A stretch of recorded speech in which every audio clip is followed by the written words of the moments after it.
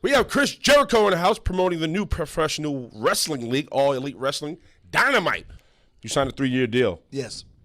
Why should people tune in for this right now?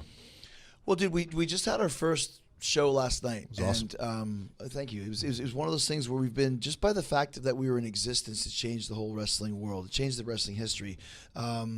Guys started getting paid more. The fans got more excited. There was more of a buzz. WWE got angry. And so last night we had our first show, and it crushed it. In the ratings, it crushed it. The show was amazing. It's a different feel than WWE. I think there's a lot of fans of wrestling that have disappeared because they didn't like the way WWE did things, which is great. WWE is amazing at what they do, but I think some people just kind of got over it. We have a different attitude, a different mindset. It's more about, like I said, about the creative element of the artists being artists. There's not a lot of levels of authority that you have to go through to get your ideas out there. And I think it's a little bit more organic, and it's different. People haven't seen that for a long time. So it's something that's been brewing for a while, and last night it exploded, and we just got the ratings in a few minutes ago, and it just crushed it. It crushed it in the ratings. It was number 2 in all the demos, right behind the MLB All-Star game or wildcard game. Wildcard yesterday, yeah. So it did great, and that's a good start, and now we just have to continue to build on it.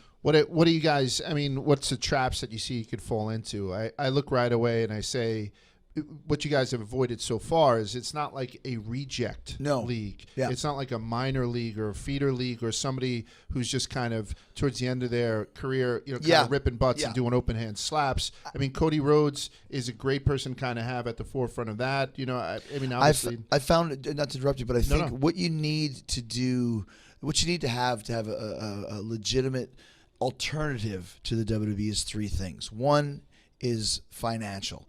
Khan family, who own the Jacksonville Jaguars, are behind this. They've got, I don't know, 3 or 4 times as much money as the McMahon family does. Not that they're going to spend it all on there, but they have the backing, the passion as well. 2, you need to have talent. I always said 6 to 8 top main event guys that are fresh. We have a crop of guys that have made the name for themselves around the world that have never wrestled in the States because they chose not to. All around the world, making big money without going into the WWE system, choosing not to go there because they wanted to keep their creativity and their originality. So we have that. And then also on top of that, you need a TV deal, the TNT network via TBS, via Time Warner. It's one of the biggest in the world. Combine all those things, we now have a shot. What do we have to do? Like you said, what traps? Don't get complacent. Don't try and be like anybody else. Don't worry about anybody else. We're not at war with anybody besides ourselves. We don't care what's running opposing us. But is there like a Vince McMahon wants to crush you type? Of course. Oh yeah, I mean I would think so. Or feel like you see